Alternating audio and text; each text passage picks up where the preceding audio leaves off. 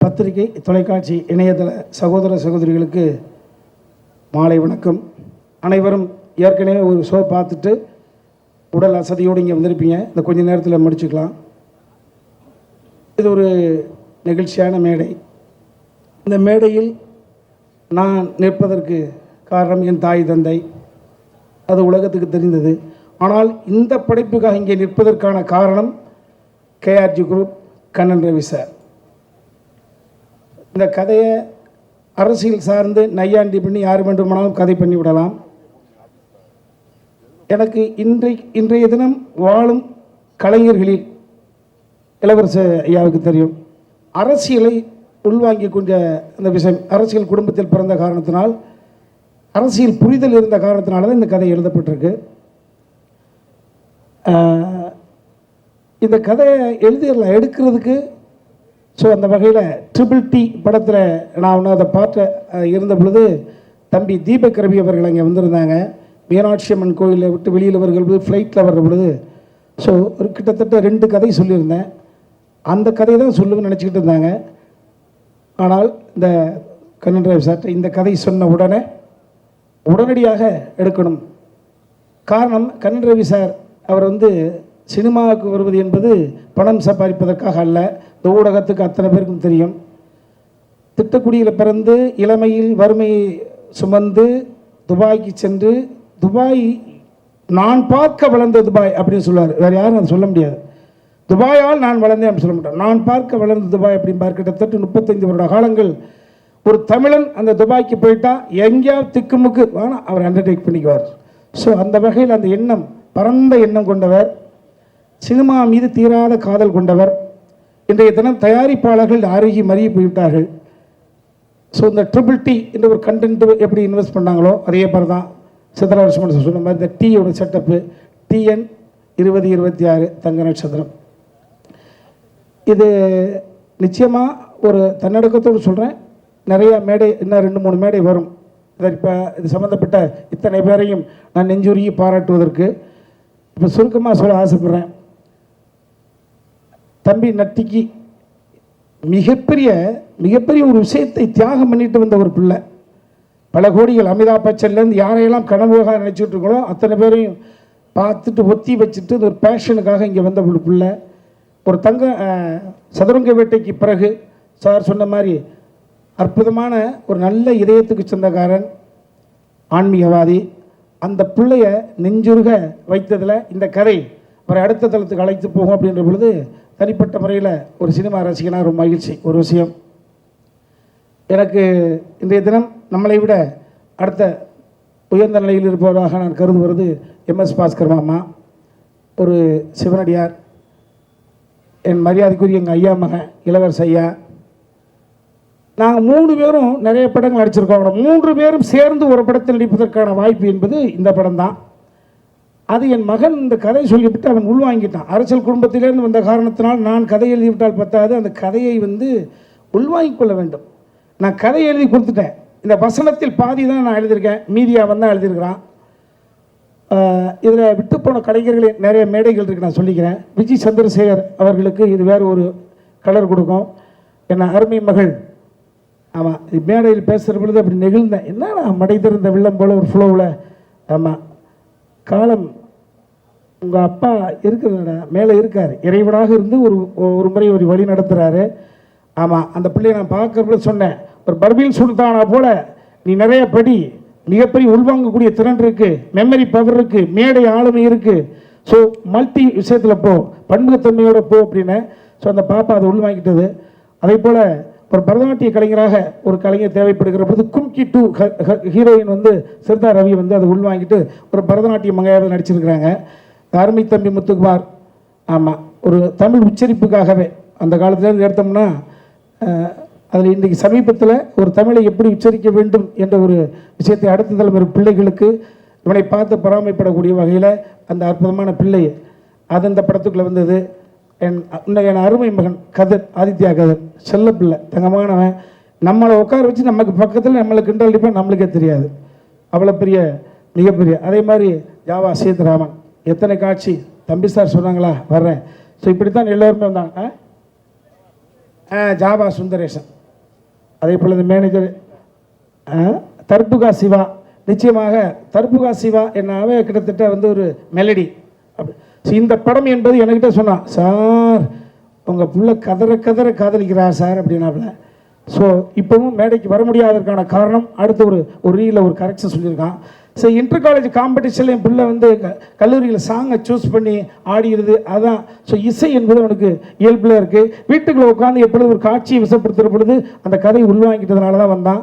இந்த கதையை after marriage முதல் உமாபதி ராமையா வருகிறானே என்கிற பொழுது ஒரு தந்தைக்கு பதட்டம்.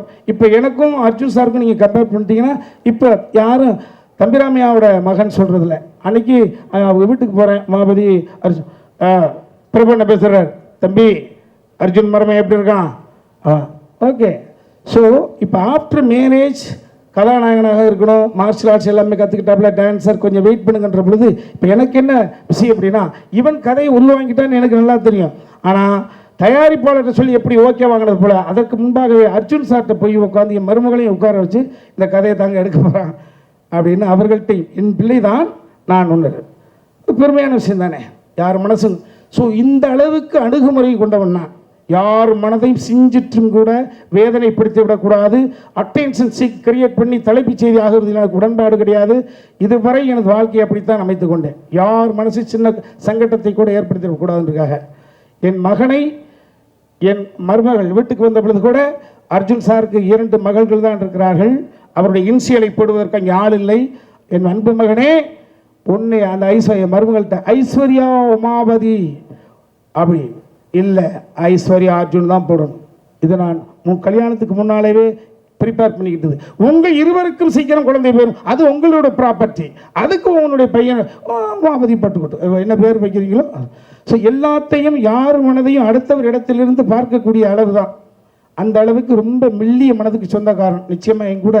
ஆமாம், யாரும் எந்த முடிவிலையும் சின்ன சங்கடத்தை கூட ஏற்படுத்தக்கூடாது. அந்த அளவுக்கு இருக்கக்கூடியவன் இந்த கதையை எந்த அளவுக்கு யார் மனசையும் கோபப்படுத்திடக்கூடாது, சங்கடப்படுத்திடக்கூடாது, அந்த பொறுப்புணர்வோடு எழுதப்பட்டது. ஆமாம், இதில் இன்றைய தினம் டிவிக்கினுடைய தலைவர் அருமை தம்பி விஜய் அவர்களோடு 3 படத்தில் நான் நடிச்சிருக்கிறேன். அவர் 2 படம் கேமரா பண்ணியிருக்காங்க, யூத் அண்டு புலி. நிறையா பேர் அவரோட சம்மந்தப்பட்டிருக்கோம். ஸோ டீசர் ஒன்று வந்திருக்கு. இந்த டீசரில் தம்பி ஒரு குறிப்பிட்ட ஒரு அந்த லுக்கை மட்டும் பார்த்துட்டு ப்ரெடிக்ட் பண்ணி இப்படி ஆயிருமோ அப்படி ஆயிருமோ. நான் எனது வயசுக்கு போய் சொல்ல வேண்டிய அவசியம் இல்லை. இன்றைய தினம் வேட்புமனு தாக்கல் என்றால் TN 2026 தங்க நட்சத்திரத்தினுடைய படத்தினுடைய நாத்திக முன்னேற்ற கழகத்தினுடைய வேட்பாளர் இன்று வேட்புமனு தாக்கல் செய்தோம் என்றால் பத்திரிகையாக நீங்கள் 8ஆம் தேதி இரவு வாக்கு எண்ணிக்கை அன்றைக்கு தான் ஓட்டுப்பதிவு. நீங்கள் பார்த்துருவீங்க, நீங்களே சொல்லுவீங்க. 8ஓ 9ஓ தயாரிப்பாளர் ஐயா சொல்லுவாங்க, தம்பி ஸ்ரீநாத், இந்த EP உமாபதிலாம் சொல்லுவாங்க. ஸோ அன்றைய தினம் நீங்கள் பார்க்கிற பொழுது அன்றைய தினம் ஸோ 10ஆம் தேதி அன்றைய தினம் மக்கள் கைக்கு போய் சேர்ந்துடும். 8 வரைக்கும் தான் எங்களுடைய படம். 8க்கு பிறகு உங்களுடைய படம், 10க்கு பிறகு மக்களின் படம். என்ன சொல்ல வரேன்னா, இன்று மதியத்துக்கு பிறகு டிவிகே வெள்ளிவாக்கம் தொகுதியுடைய வேட்பாளர் அன்பு தம்பி ஆதவர்ஜுனா. எல்லா கட்சிகளிலும் எனக்கு தம்பிமார்கள் இருக்கிறார்கள். நாம் தமிழர் இயக்கத்திலிருந்து, டிவிகேயில இருந்து என்று சொல்லுது, ஆளும் கட்சியாக திராவிட முன்னேற்ற கழகத்திலிருந்து, ஆண்ட கட்சியாக அண்ணா திராவிட முன்னேற்ற கழகத்திலிருந்து, இது 4 கூட்டணி. இப்போ 5 கூட்டணி என்று ஆரம்பித்திருக்கிறது யாரு? சசிகலாமா கட்சியிலிருந்து, சசிகலா அம்மாவும் ஐயா ராமதாஸ் ஐயா ஒரு கூட்டணி, 5 கூட்டணி, 5வது கூட்டணி இல்லையா? 6வது கூட்டணி தமிழக வாழ்வுரிமை கழகத்தின் சார்பில் ஒருத்தர் தம்பி வேல்முருகன் அவர்கள். வேல்முருகனுடைய உடன் பிறந்த தம்பி, எனக்கு அற்புதமான பிள்ளை. ஸோ இத்தனை பேரையும் எல்லா இயக்கத்திலும் எல்லோரும் எனக்கு இருக்கிறார்கள். அத்தனை பேருக்கு பதில் சொல்ல கடமைப்பட்டவன். எனது வாழ்க்கையாக ரிஸ்க் எடுக்கலாம். நான் புதிதாக இனி பார்ப்பதற்கு ஒன்றுமில்லை.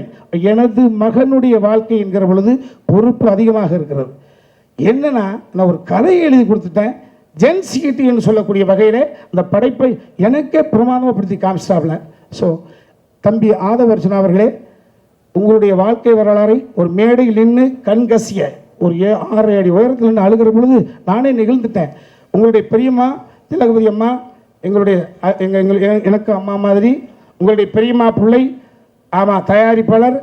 அவருடைய தயாரிப்பாளருடைய படத்தில் நாங்கள் நடிச்சிருக்கோம். சமுத்திரக்கனிக்கு ஃப்ரெண்டு, எனக்கு ஃப்ரெண்டு, தம்பி நட்டிக்கு ஃப்ரெண்டு, உங்கள் அண்ணன். இவ்வளவு விஷயங்கள் இருக்கிறது. மேலெழுந்த வரியாக கேட்ட தகவலை வைத்துக்கொண்டு ஒரு முடிவுக்கு வந்து விட வேண்டாம் என்று மட்டும் எனது அருமை தம்பி ஆதவ் அர்ஜுனா அவர்களை கேட்டுக்கொள்கிறேன். நீங்கள் உணர்ச்சி வசப்படுகிறவர், எந்த இடத்தில் இருக்கிறீர்களோ அந்த இடத்துக்கு 100% விசுவாசமாக இருக்கக்கூடியவர்கள், மிக செயல்படும் வீரன், ஃபிட்னஸ். 5 வருடத்தில் கண்ணுக்கு முன்னால் தாயை தவிக்க விட்டவர்கள். ஆமாம், இந்த உணர்வெல்லாம் உள்வாங்கினவன். ஸோ நான் யாரை பற்றி கேட்டாலும் பதில் சொல்ல முடியும், அவ்வளவு ஆய்ந்து பார்க்கக்கூடிய இடத்துல இருக்கிறவன். அன்பு தம்பி அவர்களே, ஆதவ அர்ஜுனா அவர்களே, நீங்கள் சங்கட்டப்படக்கூடிய வகையிலே இந்த படம் ஒரு நூலளவு கூட இருக்காது. இதையா நாம் சங்கட்டப்பட்டு விட்டோம் என்று நீங்களே எனது நம்பர் தேடி அண்ணா அப்படி என்று பேசுவீர்கள். அப்படித்தான் இந்த படம் இருக்கும் என்று ஒரு சிறு விளக்கத்தை மட்டும் இந்த இடத்தில் கொடுத்து கொண்டு, அன்பிற்குரிய பிரசன்ட் மீடியா, எனது மகன் போராட்டத்தில் என பல வருடங்களாக போராடி பயணம் போய்கிட்டே இருக்கோம். இந்த படத்தை நிச்சயமாக 8ஆம் தேதி இரவு எனது அன்பு சகோதரிகளும் சகோதரர்களும் படத்தை பார்த்து முடித்த பிறகு எனக்கு வீட்டுக்கு ஃபோன் பண்ணுவீங்க. அந்த நம்பிக்கை எனக்கு இருக்கிறது. Excellent fun. அவன் நெப்போட்டிசம் கான்செப்டில் போய்விடக்கூடாது என்பதற்காக ப்ரீவியஸ் நிறைய இயக்குநர்களிடம் அவரை நான் ஒப்படைத்தேன். நான் கூட இயக்கினேன். எங்கும் அவன் சரி, அவர் எதிர்பார்த்து நடக்கவில்லை என்கிற பொழுது தொழில்நுட்பம் இசையா, அன்பு தம்பி ஒயிட் லோட்டஸுடைய ஓனர், ஒன்னாவது பார்ட்னர் தம்பி சுகுமார், மைனா கும்கிப்படத்தினுடைய கேமராமேன், அண்ணே என்னென்ன தம்பி சிஜினா இவ்வளவு நாலேஜபிளாக இருக்காப்புல, தர்புகா சிவா. இதுதான் ஒரு தந்தைக்கு கொடுக்கக்கூடிய ஒரு மகிழ்ச்சியை கொடுத்துருக்கோம். அந்த மகிழ்ச்சி நீங்களும் உணர்கிற பொழுது எனக்கு மகிழ்ச்சியாக இருக்கும். நன்றி.